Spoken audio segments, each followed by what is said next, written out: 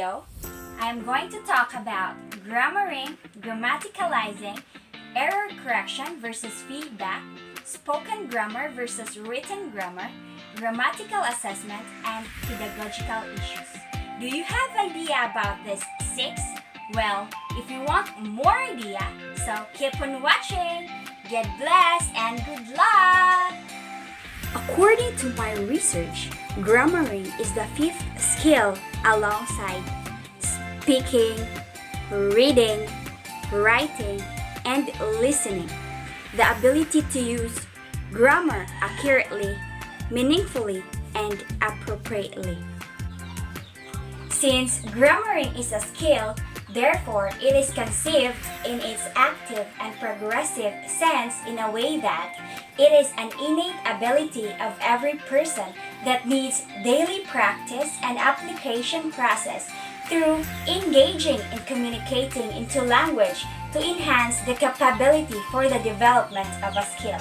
Furthermore, every time you speak it, write it, read it, and listen it, your brain is grammaring, in which it producing and deciphering grammar, creating well communication to get your message across, breaking language combination to extract meaning from a message.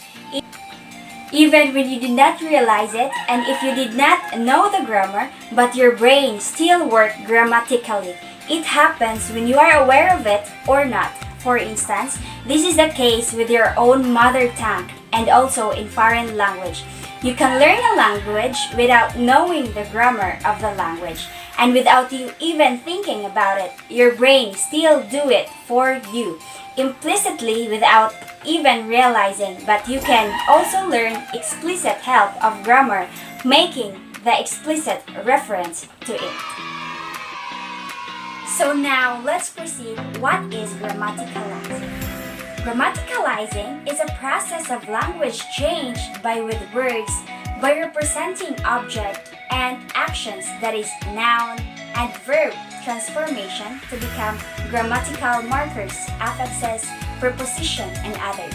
Moreover, it is a powerful aspect of language as create new function of words by a process of deriving them from existing bound and inflectional construction.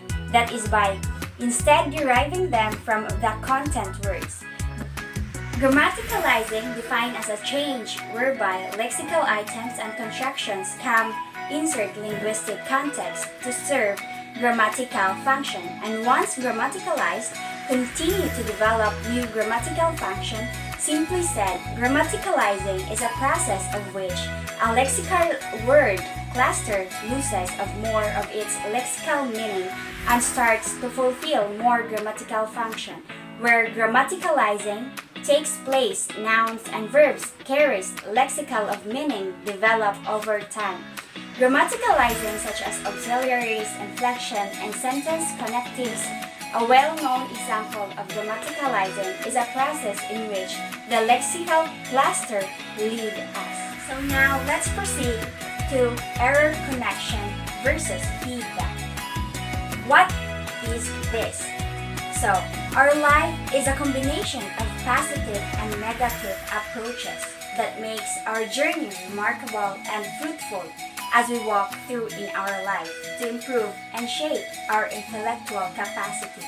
That's why don't be discouraged when you encounter corrections, because that's for your own good and it is part of the development process. So now, what is feedback?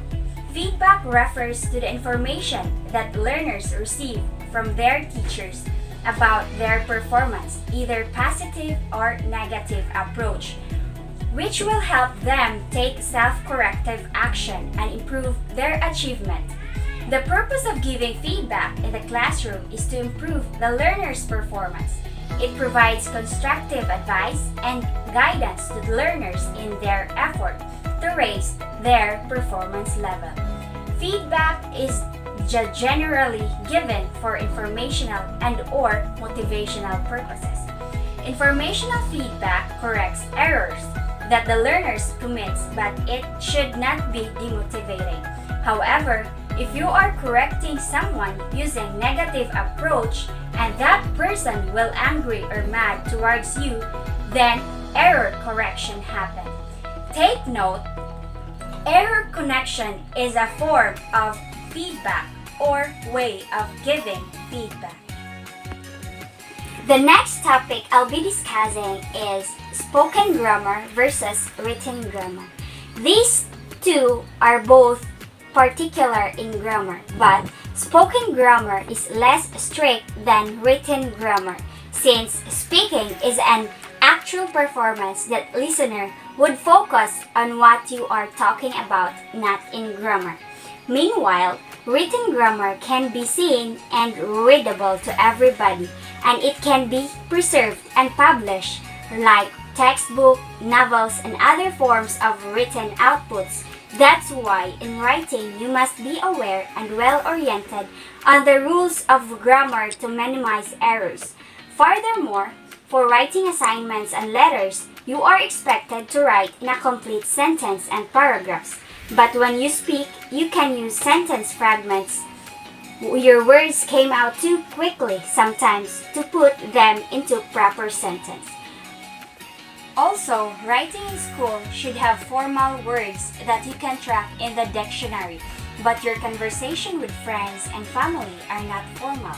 You might use contractions and slang words such as cool, yeah, and others. Lastly, written grammar also differ from spoken grammar in that it taps into students' orthographic representations or the mental images of words, morphemes, and letters stored in memory. So let's proceed to grammatical assessment. In terms of assessment, grammar is essential to language description and test-taker performance. The knowledge of grammar is evaluated by its correct use in communication through the 4 macro skills, namely listening, speaking, reading, writing, and language. In assessing grammar, there are 3 elements that you need to consider the grammatical knowledge. First is the grammatical structure. Second, the grammatical meaning of those forms. Lastly, its use in a given context.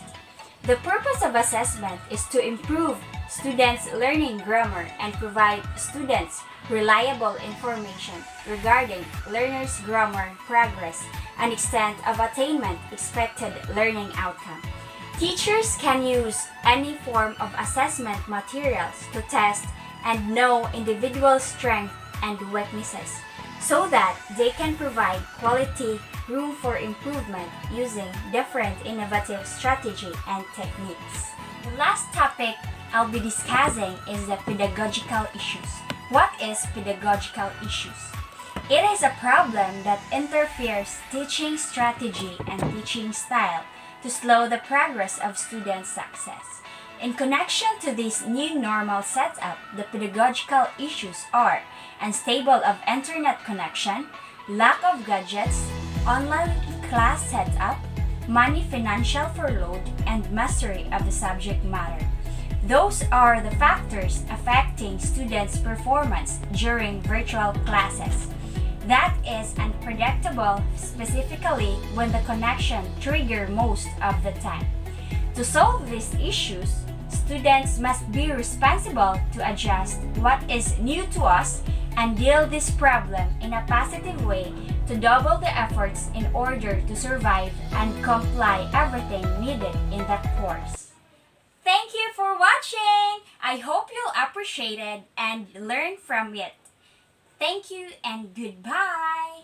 God bless and keep safe.